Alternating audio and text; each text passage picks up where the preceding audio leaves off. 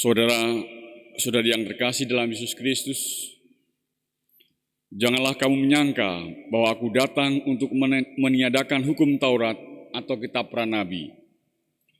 Aku datang bukan untuk meniadakannya, melainkan menggenapinya.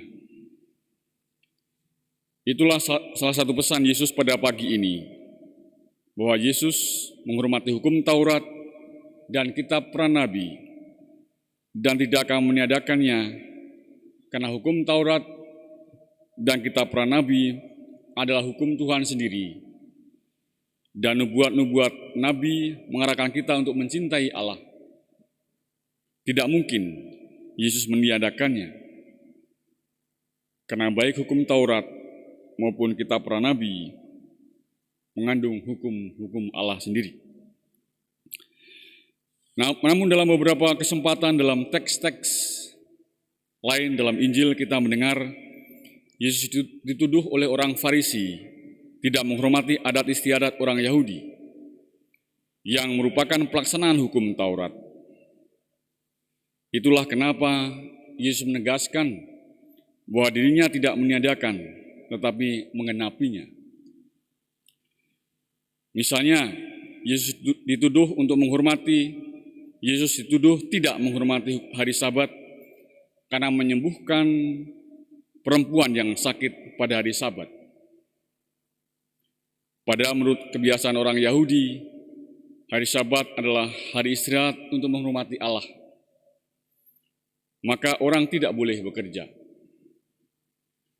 Maka Yesus menanggapi kritikan orang-orang Farisi itu dengan mengatakan, "Hai orang-orang munafik, bukankah setiap orang di antaramu melepaskan lembunya dan keledainya pada hari Sabat dari kandangnya dan membawanya ke tempat minuman? Bukankah perempuan ini yang sudah 18 tahun diikat oleh iblis harus dilepaskan dari ikatannya karena ia adalah keturunan Abraham?" Saudara yang terkasih, apa yang dilawan Yesus bukanlah hukum Taurat atau hukum Sabat, tetapi penerapan hukum itu yang tidak menunjukkan kasih. Dan Yesus akan menegakkan hukum kasih yang sering justru terhambat oleh aturan dan kebiasaan atau adat istiadat kita. Misalnya ada orang yang tidak boleh berobat karena dia tidak bisa menunjukkan identitas dirinya. Karena aturannya dia harus menunjukkan KTP dan menunjukkan identitas dirinya. Dia tidak bisa, maka dia ditolak untuk berobat.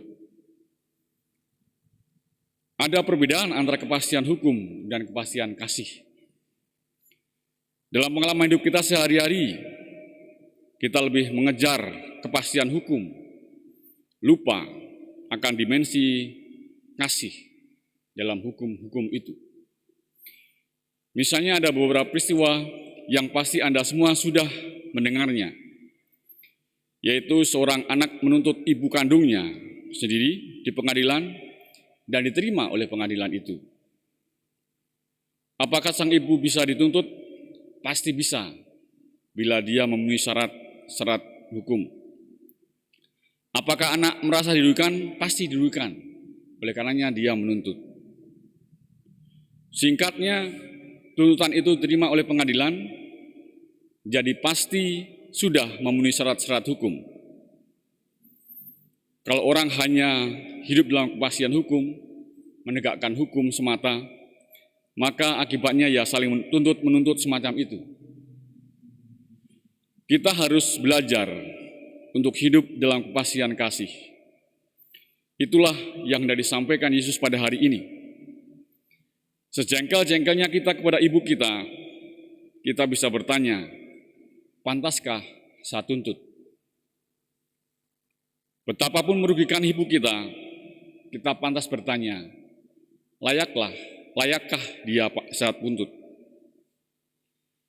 Kemampuan bertanya, pantaskah, layaklah, seperti ini akan membantu kita untuk tidak hanya fokus pada kepastian hukum, tetapi juga kepastian kasih. Kalau mobil kita terserempet oleh mobil lain, kita bisa naik pitam dan marah. Tetapi kita bisa bertanya, pantaskah dan layakkah? Kalau ada anak pulang malam, terlalu malam, dan itu melanggar aturan rumah, sebagai orang tua kita bisa marah, merasa tidak dihargai, dan tidak menghukum anaknya dengan keras. Namun kita bisa bertanya, pantaskah dan layaklah? Saudara-saudara terkasih, Yesus mengajarkan dan hendak mengenapi hukum Taurat, bukan hendak memastikan hukum itu berjalan, tetapi memastikan bahwa kasih itu berjalan lewat hukum-hukum yang ada. Dan marilah kita berlatih untuk bertanya, pantaskah, layakkah, agar kita bisa mengenapi aturan-aturan yang ada dengan kepastian kasih, bukan hanya dengan kepastian hukum. Amin.